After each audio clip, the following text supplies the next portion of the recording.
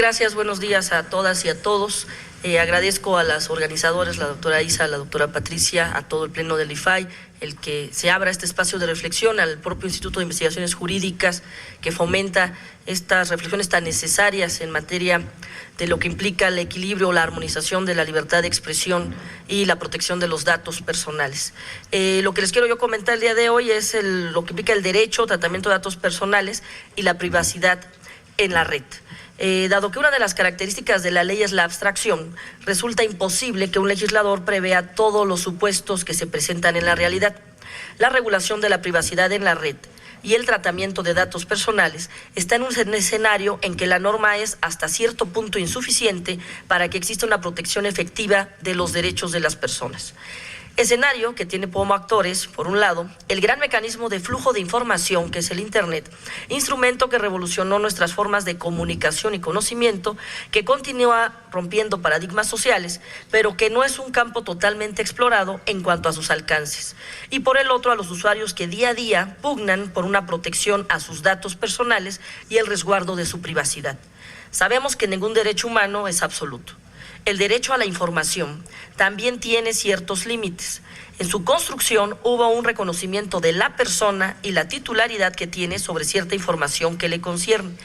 En el contexto de protección a la vida privada, se debe distinguir los límites y los puntos de fricción entre estos derechos fundamentales. Según el artículo 5 de la Declaración Americana de los Derechos y Deberes del Hombre, toda persona tiene derecho a la protección de la ley contra los ataques abusivos a su honor, honra, a su reputación y a su vida privada y familiar. En el mismo sentido, el artículo 12 de la Declaración Universal de los Derechos Humanos establece que nadie puede ser objeto de injerencias arbitrarias en su vida privada, su familia, su domicilio o su correspondencia, ni de ataques a su honra o a su reputación. Toda persona tiene derecho a la protección de la ley contra tales injerencias o ataques.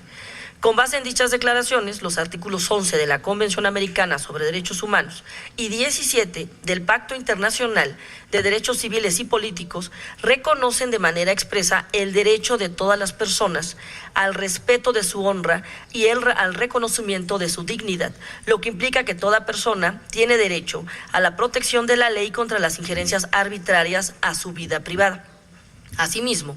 el derecho de vida privada implica que nadie puede ser molestado o ser objeto de injerencias arbitrarias o abusivas en su familia, en su persona, domicilio, comunidad o asociaciones, papeles, posesiones, correspondencia o su honra, reputación, información confidencial, no solo en cuestiones de comunicación, sino también de relaciones profesionales e incluso diagnósticos clínicos e informes jurídicos, o en sus decisiones respecto a estos temas. En este tenor, en algunos sistemas jurídicos, en este caso estadounidenses y europeos, se ha interpretado que dicho derecho incluye, entre otros temas, protección por orientación sexual, al ejercicio de la sexualidad, matrimonio entre razas y entre homosexuales, al ejercicio del aborto, a la exhibición de datos personales y contra la violación sexual. Sin embargo, ante esta garantía, surge una problemática inminente en el flujo masificado de datos personales a través de la red. Datos que son detentados y tratados no por una autoridad, sino por particulares, lo cual complica el escenario,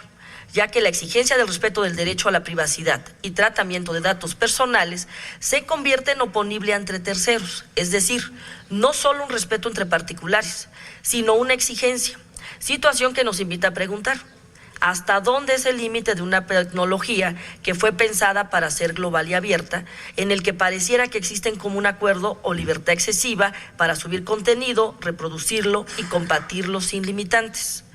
Lo anterior nos lleva al punto en el cual la colisión de derechos se acentúa, ya que en muchos supuestos, aquellos que es compartido o publicado no se refiere a datos de nuestra persona o vida privada, sino a información de otra persona, por lo cual nos preguntamos: ¿tienen todos los individuos derecho a la privacidad, limitando el tratamiento de sus datos personales? ¿O este tratamiento debe de hacerse de acuerdo a cada persona, valorando su notoriedad e interés de la sociedad por conocer ciertos datos? ¿Qué derecho debemos privilegiar? ¿El del individuo en su privacidad o a la libertad de información? En el caso de información política, social y gubernamental, pareciera que la discusión se inclina a que el interés general debe de prevalecer, como un propio fomento de la democratización y el fin último del derecho a la información. En términos de la Corte Interamericana de Derechos Humanos, el tipo de debate político a que da lugar el derecho a la libertad de expresión generará inevitablemente ciertos discursos críticos o incluso ofensivos para quienes ocupan cargos públicos o están íntimamente vinculados a la formulación de la política pública. Ello no implica que los funcionarios públicos no podamos ser judicialmente protegidos en cuanto al honor, cuanto éste sea objeto de ataques injustificados, pero han de serlo de forma acorde con los principios del pluralismo democrático y a través de mecanismos que no tengan la potencialidad de generar inhibición ni autocensura. En este sentido, la discusión va tomando un enfoque. El tratamiento de los datos personales y la privacidad tiene su límite en los casos de información política, social y gubernamental. No obstante, el conflicto macro que hemos podido observar recientemente es cómo debe intervenir el Estado entre particulares o de qué manera es exigible la protección de datos a un particular cuando el dato personal o la privacidad de quien lo exige no tiene la calidad de esta notoriedad social, política y o gubernamental de la cual hemos dicho que es aceptada como limitante. ¿Con qué parámetros se evaluarán las limitantes de estos datos personales y de sus propietarios cuando estos ya no desean que sean procesados en la red? Me gustaría traer a colación las recientes decisiones de tribunales y organismos autónomos de todo el mundo en torno a información disponible en la red que pudiera vulnerar las leyes de protección de datos personales, tales como la resolución del Tribunal de Justicia de la Unión Europea en el caso Google Spain SL, Google Inc. y contra Agencia Española de Protección de Datos, Mario Costeja González, así como la reciente resolución por parte del IFAI en un procedimiento interpuesto por un particular en contra de Google México. Del estudio de estos asuntos podemos incluir que el debate se centra en dos cosas principalmente. La primera, la responsabilidad de empresas intermediarias en Internet respecto a la información proporcionada por terceros. Y la segunda, el posible conflicto de derechos que puede suscitarse cuando se confronta la protección de datos personales, la honra y la dignidad de las personas con el derecho a la libertad de expresión en su dimensión de generar, recibir y allegarse de información libremente. En el contexto del pasado 6 de febrero, el Consejo de Asesores creados por Google para asumir su obligación de velar por el borrado de enlaces de información personal en su buscador, resultado de la resolución de la Justicia Europea que hemos mencionado con anterioridad, consideró que la eliminación de enlaces con información personal depende de la relevancia social. En este sentido, se recomendó borrar enlaces sobre la vida íntima o sexual, información como números de teléfonos, documentación, contraseñas, direcciones e información falsa sobre un individuo.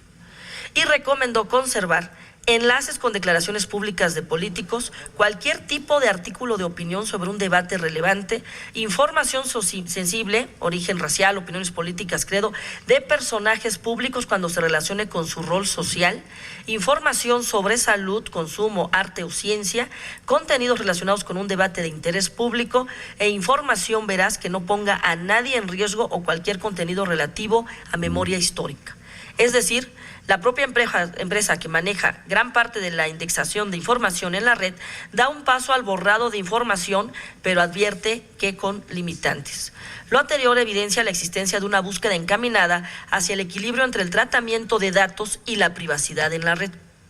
A nuestro entender, en principio, no debe darse prioridad a ninguno de los dos derechos y debe analizarse cada asunto en específico, bajo un análisis de ponderación entre ellos, cuando hay conflicto en el caso concreto, y lo ideal sería la armonización cuando se puede dar la concurrencia. Habrá casos en que sea imposible el borrado de información y la privacidad de un individuo no pueda ser del todo protegido y viceversa. Estamos conscientes de la delicadeza y relevancia del tema, sobre todo cuando ambos derechos corren el riesgo de ser violentados. Debemos de tener la capacidad de no ser tentados por los extremos, en donde por ejemplo, los motores de búsqueda se vuelvan un medio de censura previa, pero tampoco es deseable vulnerar la dignidad humana.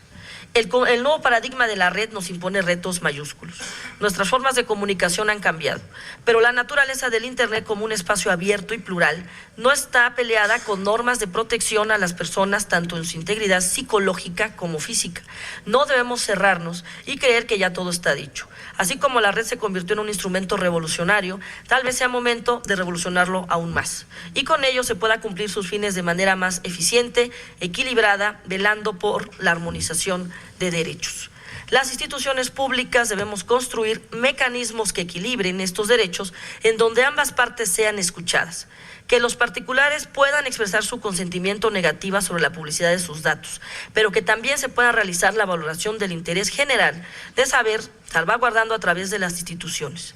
Aquí, y apunto de manera muy especial,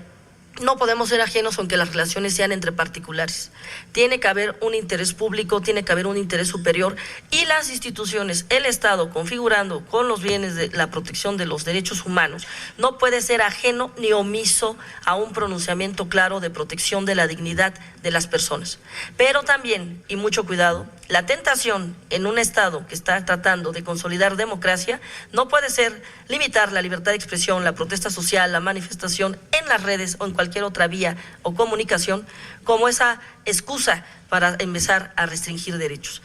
El debate está sobre la mesa y los espacios de diálogo los debemos de construir todas y todos los actores tenemos una responsabilidad recíproca con los derechos humanos y considero que estamos en un momento oportuno para construir y fortalecer reglas claras que protejan aún más estos derechos humanos. Muchas gracias.